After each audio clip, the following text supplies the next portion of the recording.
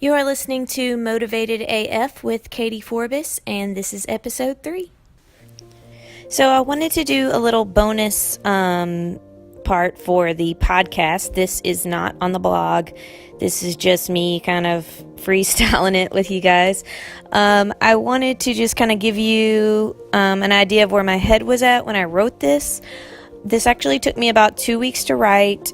It started as something totally different and turned into this, and it's way out of my comfort zone and not how I normally write. For the longest time, I was worried that people were going to think it was too corny or cheesy, or they were going to roll their eyes, but then I remembered that, the people who need to hear it and the people who matter for this will hear it, and those that want to think I'm corny or cheesy or roll their eyes, that's fine too. They are more than free to do that. But if this helps even just one person, it will all be worth it. It was something I kind of wrung myself out for emotionally, and it's kind of a story or a parable, as I like to call it, because I felt like that was about as close to the right word as I could get in terms of how I wrote it. It's basically my life, and especially in the last few years, with a lot of the stress and pain that I've dealt with.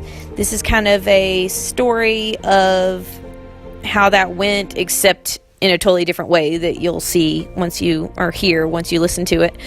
So I hope that you'll give it a chance. Like I said, give me more than just a minute or two.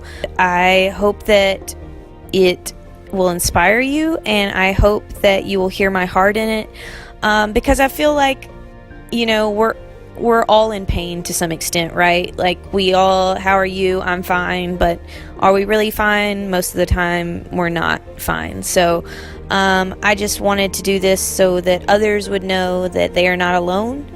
And I hope that you sense that when you listen to this. And I would love you guys' feedback on it. Thanks. The Prisoner, A Parable on Pain by Katie Forbes.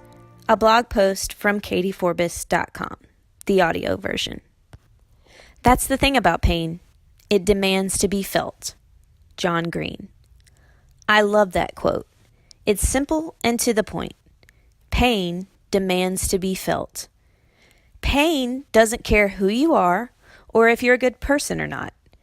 Pain doesn't care if you are rich or poor, young or old, and it certainly doesn't care whether you deserve it or not. But despite understanding all of this from a logical standpoint, I've spent most of my life trying to avoid pain at all costs. In my younger days, I considered myself a pretty good sprinter. I decided the best way for me to avoid pain was to simply outrun it. I would take off, thinking I had left pain in my dust, only to feel it right back on my heels and breathing down my neck. And by the time it was, I had already exerted every ounce of energy I had left trying to get ahead of it. My legs gave out, and pain took the lead. Nobody had warned me that pain was such a good long-distance runner. I was left doubled over, struggling to breathe, and wondering how the hell that just happened. I couldn't outrun my pain. Pain demands to be felt. Since I couldn't outrun it, I went back to the drawing board and decided I should bury the pain instead. Running collapse aside, I was still highly skilled in the avoidance of pain, and this time I was able to keep the pain buried for years. In fact, so much time had passed that I decided the pain had finally suffocated, and it was safe to carry on with my life. And that's what I did for a while. But one day while walking, I tripped on something. I looked down to see that the pain had started to rise up from the spot where I had buried it. The pain wasn't dead. I began to panic. I grabbed a shovel and began to throw dirt on top of the pain until it was no longer visible. I was pretty sure no one had seen me trip, but now I started to worry every time I left the house. Was the pain really dead this time? I would wake up in a cold sweat some nights, thinking it was coming after me. The nightmares were starting to be a nightly thing, so I decided I needed to protect myself. I kept a shovel and some dirt beside my bed just in case. My friends told me I was being paranoid, but they didn't understand the damage my pain would do if it ever got the chance. I started to spend more time alone because when I was around other people, all I could think about was whether the pain was still buried. What if it came back up and tripped me again? What if it knocked me on my ass and people saw it? I couldn't risk it. I needed to be on high alert at all times. I started shoveling dirt on top of the pain daily at this point. I had even stopped sleeping because keeping this pain buried had become an around-the-clock job. One day, exhausted from all the shoveling, I laid on the ground and closed my eyes. I just needed a few minutes to rest, and the pain seemed to be safely underground. When I woke up, not only was the pain well above ground, it had doubled in size. I jumped up and grabbed my shovel, but when I turned around, all the dirt was gone. I had used it all. I had nothing else to cover the pain with. So I did the only thing I could think of to do. I threw myself on top of it. But still, it continued to rise. I couldn't bury my pain. Pain demands to be felt. At this point, you'd think I would have learned my lesson, but for some reason, I hadn't. Maybe I wasn't thinking straight from all the exhaustion, or maybe it was my ego. What was left of it anyway. But hey, at least I had finally accepted that my pain wasn't going anywhere. I hadn't been able to outrun it, and my attempts to bury it had turned me into a shell of the girl I used to be. Yep, my pain was here to stay. So I had to tackle this from another angle, and I had one more brilliant idea left in me. I was going to numb that shit until I couldn't feel it. If I found something really good, maybe I wouldn't see the pain either.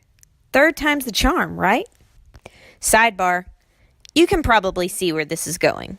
And if this were a TV show, you'd be screaming at me. Oh, for the love of God. This Katie character is an insufferable moron. Obviously, none of this is working, but she keeps on thinking she's got it under control.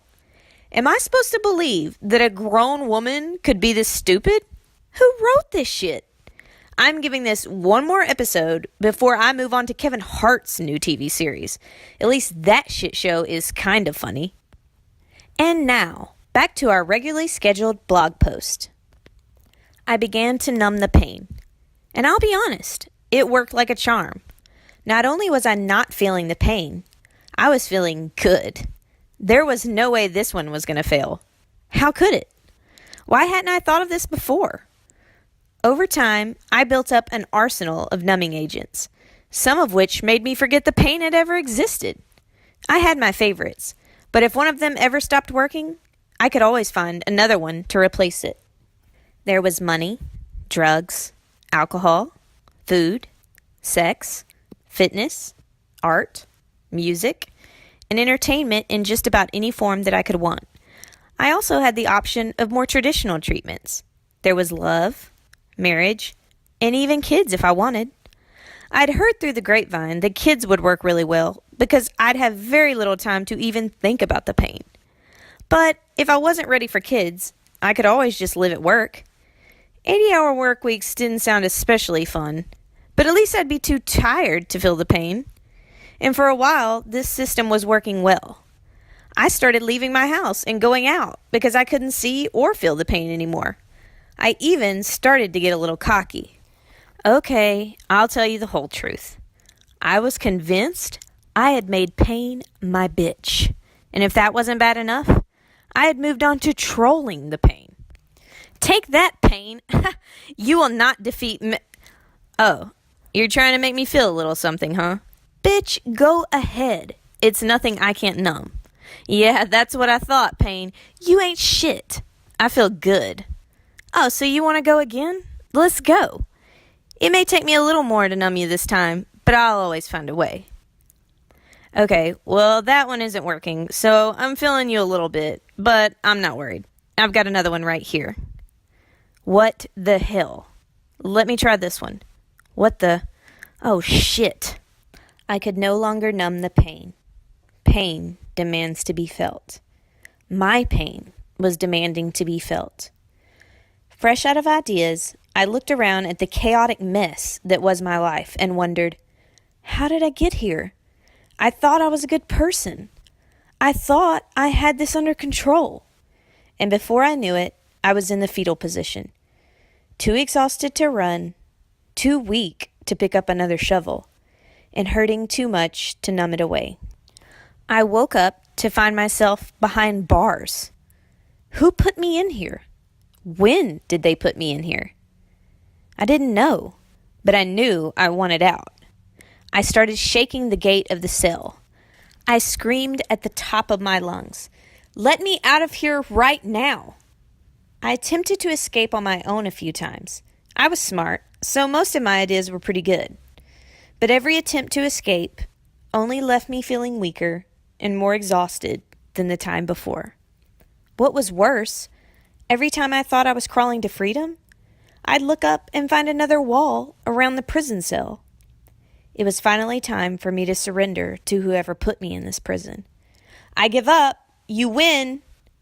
No one answered, but something caught my eye in the corner of the cell. Whatever it was, I had never noticed it before.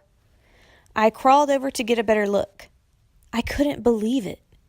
Hanging on the wall, right above my head, was a key. But where did it come from? Had it always been there? There was no way I would have seen it. Was it possible that this was the key to unlock my cell? Was this a trap? For all I knew, there was someone outside the gate waiting to kill me. Maybe they should, I thought. What did I have left to offer the world anyway? I barely recognized myself anymore. My hands were shaking, my body was bruised, and I wasn't sure what was on the other side of the gate. But I had run out of options. This was my only hope. It was at that moment that I felt a fear unlike any I had ever felt. A fear that was so intense, I was struggling to breathe. Maybe I should just stay in the cell. Sure, I was miserable, but I was alive. Sort of. Ultimately, I decided it wasn't a life I was living in this prison. It was a death sentence. So I took the key, and with a sinking feeling in my stomach, I turned the lock. I immediately started to feel the pain wash over me. The pain that I had tried to avoid for so long. And it hurt like hell. It wasn't long before the pain had brought me to my knees. What the hell was happening?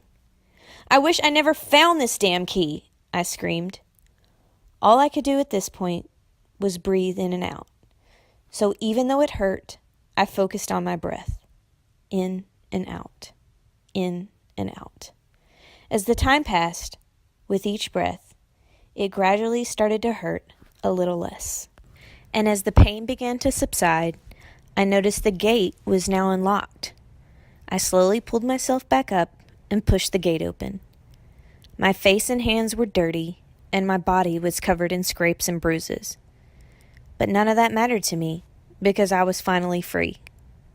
As I walked out of the prison, I was met by a group of compassionate people who rushed to my aid.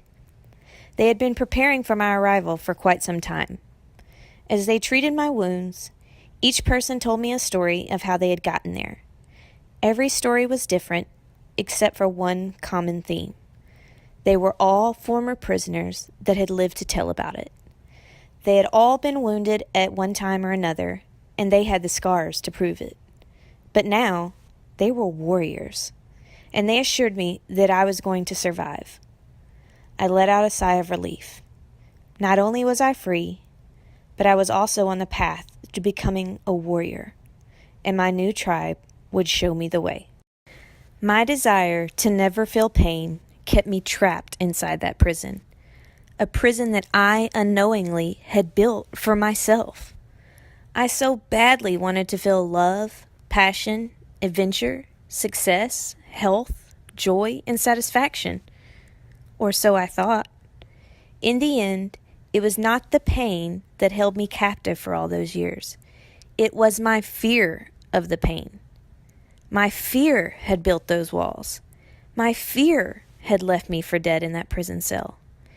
I had to be willing to fully feel the pain despite the fear before I could see the truth. Giving in to the fear had caused my weakness, and standing up to the pain had given me strength. My pain was, and always had been, the key to my release. Pain demands to be felt. So what is the pain that you're afraid to feel? Is it something from your past? Is it a broken heart or the loss of a loved one? Is it the pain of self-improvement through diet and exercise? Maybe it's a number of things. Whatever the case may be, I am begging you to stop giving in to your fears. Because I can assure you that nothing hurts worse than a life lived in fear. It took me years, but I finally learned that I can feel the pain and keep going. In fact, pain has made me the warrior I am today. So bring on the pain. It hurts, but I can handle it. And even if you haven't realized it yet, you can handle it too. I don't believe everything happens for a reason, but I do believe the pain that's forced on you when shitty things happen in life can be reutilized for good. Pain often stems from awful and terrible things you didn't deserve. But if you're willing to face the fear and feel the pain, you will get through it. But please do not try to do this alone. Dealing with our pain alone is always our plan A. It's usually our plan B, C, and D as well. Logically, most of us know better. So why do we still try to go it alone? Because there is a form of pain that we are all afraid to face, and that's the pain of vulnerability. What will they think of me? Who will love me? If I ask for help, they'll know I'm weak. Quote, "We cling to fear out of habit. We're convinced that it's safer to deny our uncomfortable feelings. But what we repress will persist, no matter how good we get at avoiding it. While it may seem terrifying to face our deepest wounds, there is always freedom on the other side." Gabrielle Bernstein. Right now, there are people out there that have faced the fear and felt a pain that is similar to yours. They were also scared and didn't know if they were going to make it through. Their hands trembled as they dialed the doctor's phone number. Their voice shook when they told their loved one the truth. They felt anxiety when they finally left that toxic relationship. But they decided to turn their weakness into strength, and they are living proof that it's possible. Maybe you're one of those people that has worked through your pain. The world needs your story. The world needs to know there is hope on the other side. The world needs more people that are willing to feel the pain. The world needs more warriors that choose freedom over fear. That's the thing about pain. It demands to be felt. John Green was on to something when he wrote that line, but I'd like to add a little something of my own to it. Pain demands to be felt, because that's the only way it can start to heal. So that was it, guys. I hope that somebody got something out of it. If you didn't get something out of it, I hope you'll stick around for whatever the next episode is. Maybe you'll get something out of that. I promise I do have guests lined up to start pretty soon, probably in the next month or so. I'll get my first guests on. I've got at least 4 or 5, I think, set up. And I'm excited for you guys to hear their stories, and they're excited to come on there. So we'll see how that goes. If you want to give me any feedback, hit me up on Twitter at Katie Forbis, KATEEFORBIS, or on Instagram is also Katie Forbis. You can give me an email if you'd like at katieforbis@gmail.com. And I just want to say how much I appreciate you guys supporting me, supporting this podcast. I know I had a lot of people on Twitter tell me that you guys were subscribing, and you don't know how much that means to me. As Gary Vee likes to say, your feedback is my oxygen, so feel free to give me some of that. All right, guys, I hope you have a great day. Hey, hold up, man. I got something to say, man. Wait. What y'all out here for, man? What you here for, huh? Is Does your life matter? Does your life matter? You ready for this? You ready to take control? Are you giving up control or are you taking control? Huh? You know what happens. You know what happens when people don't take control. They get deleted. You ready to get deleted or you ready to take control?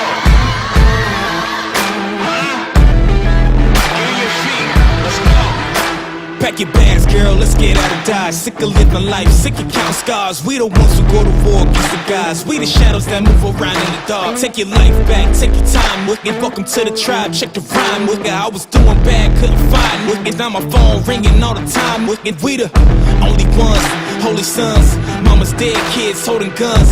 Catch 'em early, put that poison in they bottles with a Donald Trump. Walking around with the zombies. I know my home team got me.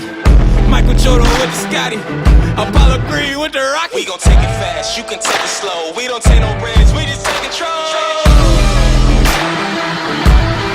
Take control. Launch your flags, let's get it smashed. Go, take it. Take control. We gotta take control. Hands up, let's take control. Get on your feet, let's take control. Fight for what you know. Get on your feet, let's take control. This is the new wave. Be on boss that drop out of school wave. Don't be a fool wave. Stop being a slave for minimum crew wage. Graduate and try your luck. Couple thousand for them bucks. What you got, a desk job or a sex job? Boy, you still getting with it now, break the pillars down. I don't fall in love, I just hit it now. She said, why is that? I just gave her fast. Gave my heart up once and I ain't get it back. Turn into a savage, happy with the madness. Sick of living broke, trying to find a balance. Moving through the pain, but they steady fouling. Bearing all my fruits, feed them out with time. Take it fast, you can take it slow. We don't take no breaks, we just take control.